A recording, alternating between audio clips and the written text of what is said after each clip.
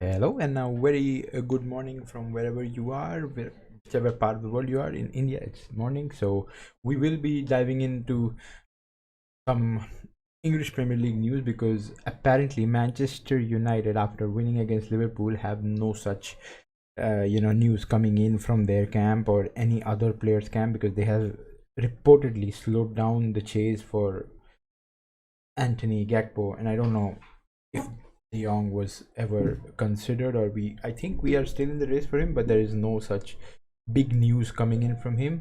And what we are going to do right now is see if go through the news, see if there are still chances for United to go and get De Jong. But what we are seeing is Anthony, right? We want to see about what Anthony has in store for us. Anthony is still pushing. There was a news from Romano coming in last night. It says that he's still pushing. Like, there was a video in which Romano did say that he's still pushing and he's talking with his agent and Ajax to let him go, but uh, this has to have a big impact on the chase for Gakpo as well, because we don't have a lot of time, right? We only have 7 to 8 days, and United are reportedly waiting. They are just waiting to pounce on Gakpo if Anthony deal doesn't go through, or even if it does go through.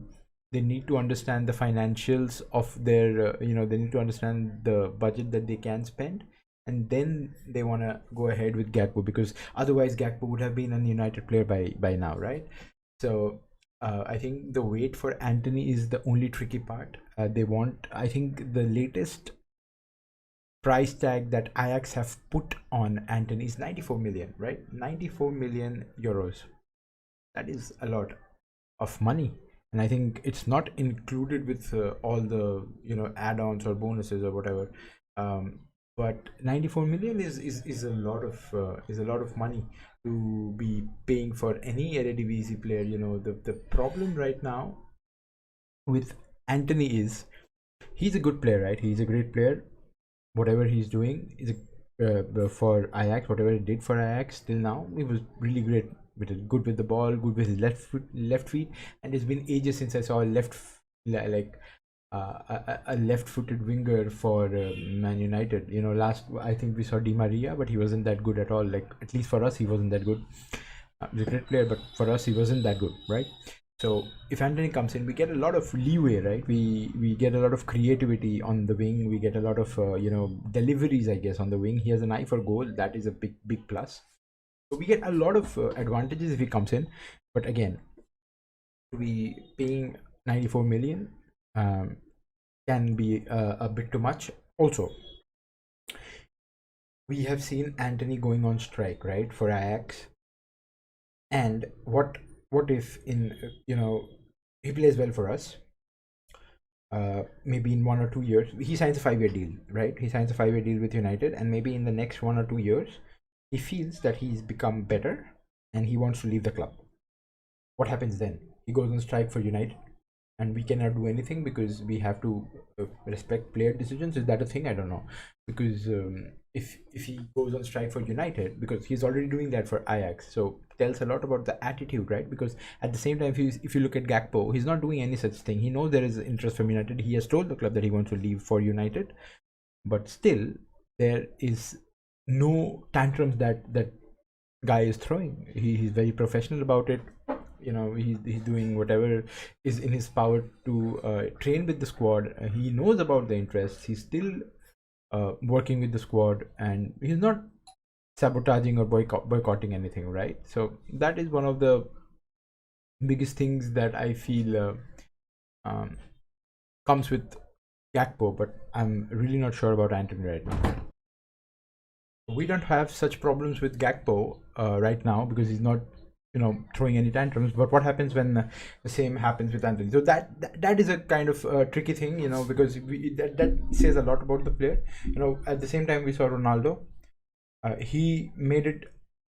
He didn't say it publicly, but there were a lot of news coming in from his camp that he wants to leave. He has thrown out a tantrum to leave the club.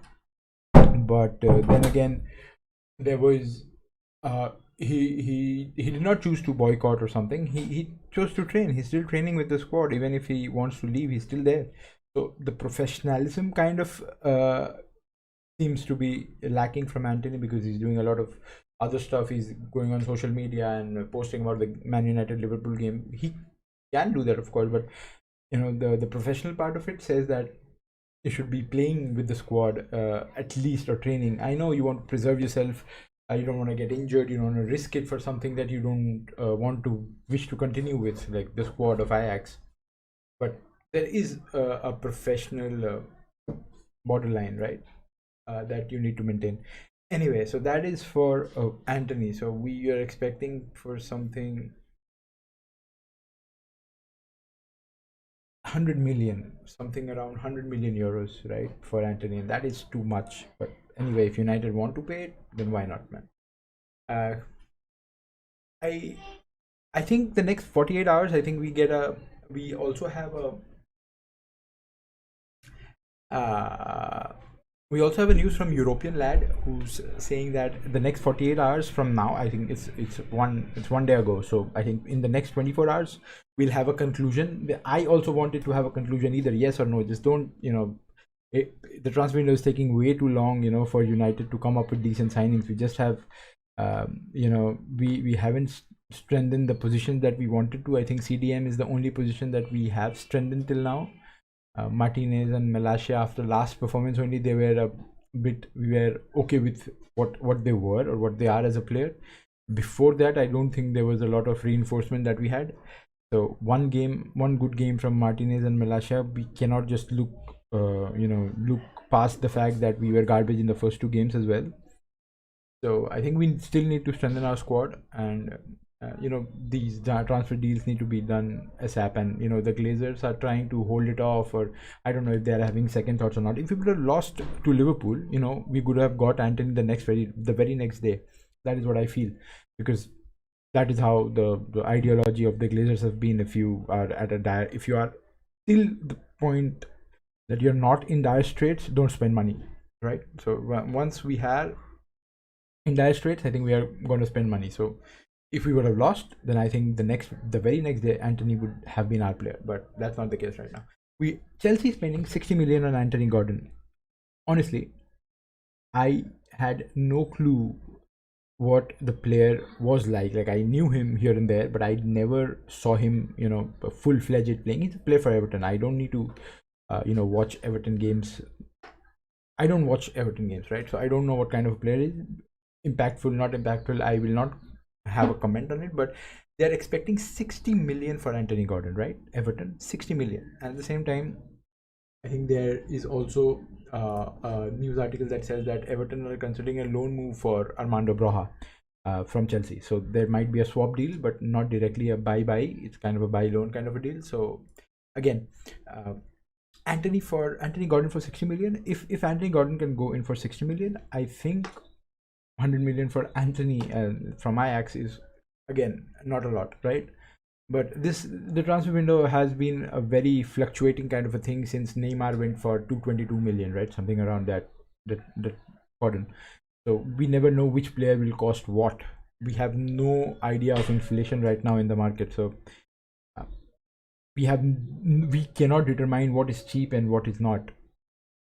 So unless the player comes in, like Anthony comes in for United and he does way lot than what we expect him to do, he will never justify that 100 million tag. Like, he has to come in, score 15 plus goals, have a 30 plus goal assist contributions for the team, and then we can analyze that he was good for us, he was blah blah blah.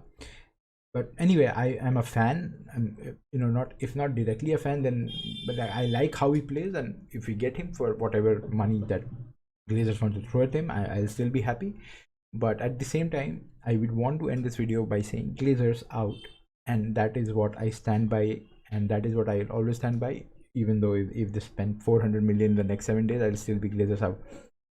And that is it for the video now. And I really think the next 24 hours should have a conclusion to this Anthony story, and we are all hoping that he becomes a United player sooner rather than later. Thank you guys. This is your boy Shine signing off.